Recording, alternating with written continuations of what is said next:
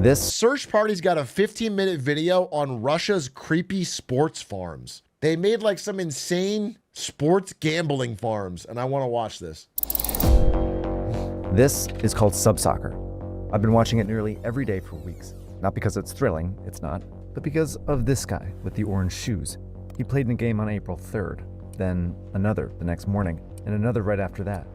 While he scored dozens of goals, I never once saw him celebrate. Because he's not playing to win.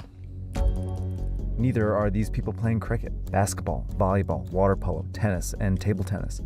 5-on-5, 4-on-4, 3-on-3, and 2-on-2 soccer. These so-called frostball players aren't playing to win, nor are the guys playing whatever you call this. They're playing on fake teams with familiar names, in anonymous buildings without spectators, 24 hours a day, 7 days a week, 365 days a year. Would you do this as a job? Would any of you willingly? I mean, you could be fit. You could sit in a warehouse and play games all day. People gamble on you. Depends on the hours and the pay, I guess. To give people like you and me something to gamble on. These are sports betting farms. They had this kind of Squid Game quality to them. Surely this can't be legal. But they aren't hidden on some shadowy part of the internet. They're on a site called 1xBet, probably the most profitable online gambling site ever, and a sponsor of world-famous soccer clubs. They're the company that everybody else in illegal gambling would really love to be. So how does a company taking bets on games like these end up partnering with clubs like these?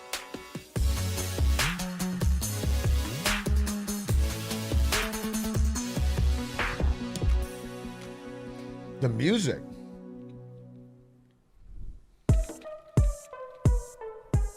The online... You know what? It just doesn't feel like the regulations would be strict enough to stop everyone in these games from betting on themselves and then throwing their own matches. Like if you're like a fucking Russian guy in a warehouse getting paid peanuts to play fake frostball, then wouldn't you just bet on the other team and throw? Or like it just isn't... The gambling industry is a lot like an iceberg. A portion of bets are placed on legal sites like DraftKings that follow laws and pay taxes, but the majority are placed on illegal sites that don't. Last year, $23 billion went to legal companies, while $67 billion went to illegal ones, just in the United States. Damn. Somewhere in the middle is 1xBet. All bets on sports. It was founded in 2007 in Russia, registered in Cyprus, and licensed only in Curacao, but accessible basically anywhere with internet. Initially, it only offered sports betting, but quickly added casino games like blackjack, poker, and slots. Then some questionable games. In 2019, UK investigators found 1xBet had a Pornhub casino with topless dealers and took bets on children's sports. Maybe the Frostball Players Union is strong, so they have integrity. Maybe. Fucking maybe. And even cockfighting. Cockfighting? After that, several countries blocked 1xBet, but couldn't stop it. 1xBet set up Where they said children's sports? Casino with topless dealers and took bets on children's sports and even cockfighting. Dude, imagine punting your entire life savings on some fucking little league match. Just screaming at your fucking monitor at little Timmy to fucking round third base. That's a rush. That's a fucking rush. After that, several countries blocked 1xBet, but couldn't stop it. 1xBet set up hundreds of mirror sites to redirect its users around the restrictions to its main site. 1xBet also took bets on some amateur sports, mainly soccer. But in 2020, when the pandemic shut down all professional live sports, it added a lot more. Some were normal, others were bizarre. But at the time, they were the only live sports you could bet on. Reporters at Yasemer were among the first to investigate these fake competitions, but they wanted to know more. Where are they? Who are these players? And is any of it legal? So each episode of Search Party requires a really tight workflow. That's how I go from. Whether or not it's legal is kind of funny because if you're the type of gambler, like if you're gambling on the NBA finals because you like one of the teams or whatever, well, I'm not condoning it, but I get it, right? Whatever. You're just gambling on a game you're watching. But if you are willingly gambling on two Russians in a warehouse playing soccer, you don't care if it's legal. You are beyond caring whether or not this is an above the board transaction. You are now, you're cooked. It's not like you're like, oh my God, this is illegal? Oh my God. Oh, dearie me. I'll take my money back then. You don't care. That is so far beyond. We can find just about anything. The Russian Secret Service, the poisonings in Salisbury, the MH17 crash over eastern Ukraine. Ross Higgins works at Bellingcat as an open source investigator, meaning he uses publicly available services like satellites, leaked databases, and even good old Google Maps to find stuff out. In 2023, a Yasama reporter named Philippe Auclair asked Ross for help locating the live streams. I went and met Philippe in London in a pub, and about 4 hours later, I decided that I really wanted to do this. Over 24 hours, Ross and his team downloaded hundreds of live streams off 1xBet, then scanned them for clues. What we're hoping for are tons of banners, player names on the back of shirts, any little hook to give us a clue where we can narrow it down. Some, like the ads surrounding this 4x4 soccer game, were easy because they're in Russian.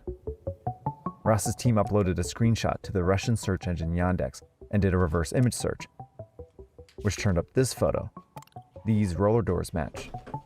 So That's these hype. windows. That's hype. And That's these hype. graphics match those in a social media post about a children's soccer game. Holy shit. Confirmation that this sports betting farm is at the Alexander Stepan Football School in Bryansk, Russia.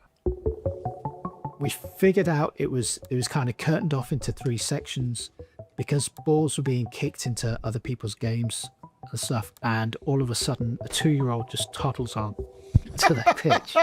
Shockingly, 1xBet didn't offer any bets on him. Ross's team used this process called Geolocation to link these banners to the Mordovia Sports Complex in Saransk, this mural to the Savoy Arena in Kyiv, Ukraine, and this tennis court to the Avant Club in Minsk, Belarus. Okay. Thanks to this Vince Carter mural, it only took me 10 minutes to confirm that the Canadian Beavers were playing the Chinese Dragons in St. Petersburg, Russia. But not every game had easy clues. That is where the Canadian Beavers would play. Go Beavers! Take down those dragons. So Ross turned to the 1,000 volunteers in Bellingcat's Discord channel for help. One used these discolored tent panels to place a soccer game at a venue in Moscow. And another used the time, date, and direction of these shadows to place this cricket match somewhere in Western India. Some people are just really talented. They're able to find clues that other people don't pick up on, which is what we're all about, really. Ultimately, Bellingcat linked games to 16 venues, mostly in Eastern Europe. Not so surprising because 1xBet was founded in Russia, but strange because it's banned there. Things got more interesting when they looked into the players. It is like a rainbow maneuver. This floorball team and this super intense tennis player seem to really care, but most, like my favorite sub-soccer player, don't. Some seem exhausted. One referee was too careless to call this blatant carry foul. It's probably because they're at their jobs, or more likely their second jobs. Philippe the Yasama Bro, he's not too lazy. They don't do that in the NBA. That's the NBA does that. It's just a double Euro step, dude. They do them different in Russia. reporter tracked down a Russian man they called Dmitry, who said he was hired to play football at one farm Let for the about boys $30 play. US a day. He played 6 or 7 games in a shift that lasted from 9 a.m. to 2 p.m., but quit after just $30 a day for 6 games? That's terrible. That's horrendous. It's huge in Russia? I can't imagine that's huge. If he's quitting in a week, it doesn't seem like it's huge. It's like $5 million in Russia. a week.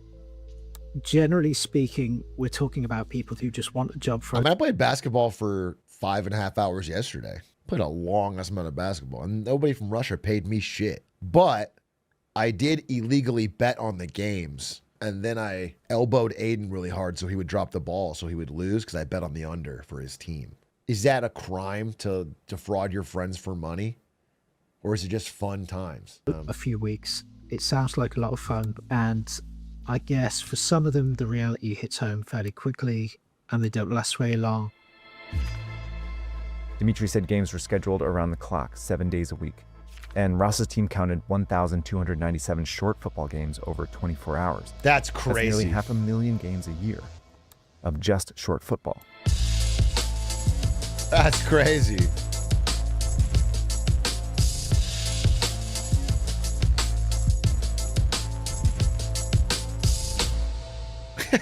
Dimitri also said he was instructed to never Dude, they're so not into it. That's funny. They're like just so over score it. more than 5 goals in a match, and believed some were totally fixed.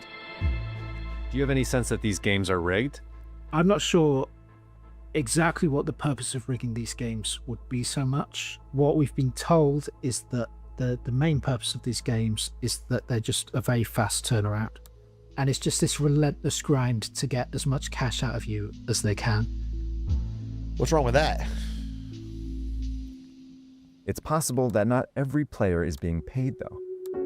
Bellingcat traced this floorball game to a Russian website that listed the players' ages as young as 14 years old. And I noticed these He's volleyball not getting players paid? look pretty young, too. A Sports Illustrated report says South Asian people are commonly trafficked into Russian cricket leagues. But it's difficult to find out more because What? these players don't work directly for 1xBet. Instead, they work for a handful of companies that organize, stream, and license these games to 1xBet. Many of which are also Can I get my Age of Empires ladder grinds on 1xBet? You don't even have to human traffic me. I'll just play the games and I'll win and lose every 20 minutes. People can bet on it. based in Cyprus, making it really hard to judge whether or not they're doing things legally. These are companies that kind of exist in the shadows. In order to catch them out with anything, you'd have to see what the rules are. In Yeah, he's any already doing particular that. True, I jurisdiction. guess. Is a grey area, basically. Okay, so we've established that 1xBet is making a ton of money streaming these maybe illegal, definitely half-assed amateur games. But I still find it hard to believe that many people are actually placing bets on them. It's not about the betting on this stuff. It's any content converts. Ismail Valley monitors the illegal gambling industry. What? He confirmed that these amateur games generate only a small number of bets, and that 1xBet makes less than 10% profit on them. But 1xBet hosts them because they're really good at grabbing people's attention. Oh, a lesson interesting. the company learned during the pandemic. So they started looking for other content. And what they came up with So, in a way, they're so weird, people talk about them. Or, in fact, make YouTube videos about them that constantly reference the name 1xBet. Which acts as a free ad. So that 30% of people in this chat end up on 1xBet gambling by the end of the fucking week. was crazy things like snail racing from Vietnam. And then they found people were clicking on it on social media and betting on it too. Videos of obscure sports played Dude. well on social media. It is fucking hard not to want to bet on snail racing. That is just a good marketing funnel. Don't fucking do it. It's entirely designed to take your money. You will be poorer and broker and sadder. But my God, does it sound fun to bet on snail racing? What if you pick the right snail? I actually did this. I was at the Renaissance Fair and they had turtle racing. I bet on a turtle $20, and my turtle was the only one of the 18 turtles that didn't move. He stood at the starting line and just didn't move. I was screaming. My turtle just stood there, fucking Giga Chad. Nah, I won't do this. Rigged? Fucking maybe. Maybe my turtle just fucking sucked. Too. And by taking bets on them, 1xBet can attract a lot of new customers. Basically, they're clickbait. And once a customer clicks in, 1xBet persuades them to play casino games, where it can make up to a 50% profit. The whole point of why we did any of this, cross-sell the customer immediately into casino, into poker, into predictors. Now you're in a whole area where you can double, treble your money kind of thing. Amateur sports also keep customers from leaving. See, casino games are hard to win. They're purely games of chance, red or black. Once a customer loses enough money, they'll lose confidence and quit. Unless 1xBet offers them something easier to win. In sports games, one team is the favorite, and the favorite usually wins.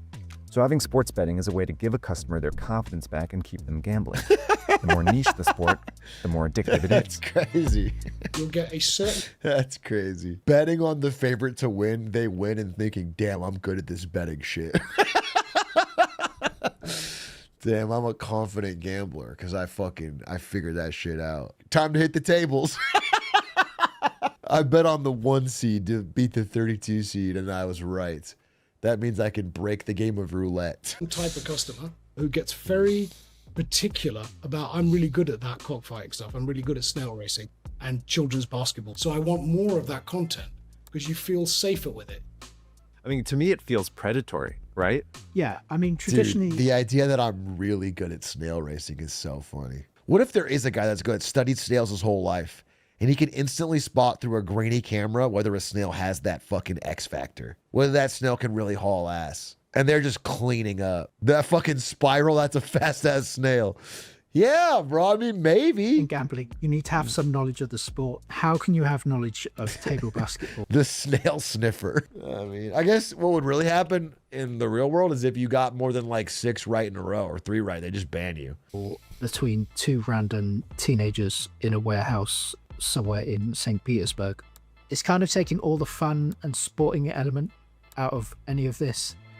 That ability to draw and keep gamblers in is a big reason why 1xBet features so many amateur sports, and why companies are farming as many games as possible, not only for 1xBet anymore, but for thousands of illegal gambling sites. That's so You see the same feeds you see on interesting. 1xBet in many places. When crime makes money, perhaps what does dystopia. crime do with money?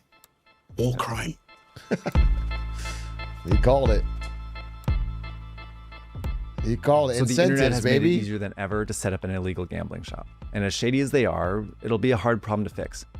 But it gets a lot harder when the world's best soccer clubs are helping them grow even bigger. The laundromat. 1xBet isn't licensed to operate in Spain or France, but it has sponsorship deals with FC Barcelona, Paris Saint-Germain, and Lille, as well as the top division of Italian football and the Confederation of African Football. The trade-off is obvious. Dude, Riot Games just did this. Dude, the amount of money from these betting sites is just corrupting. Like, every sport league that used to be above this is now like, well. Yeah, Riot used to ban sports betting sponsors.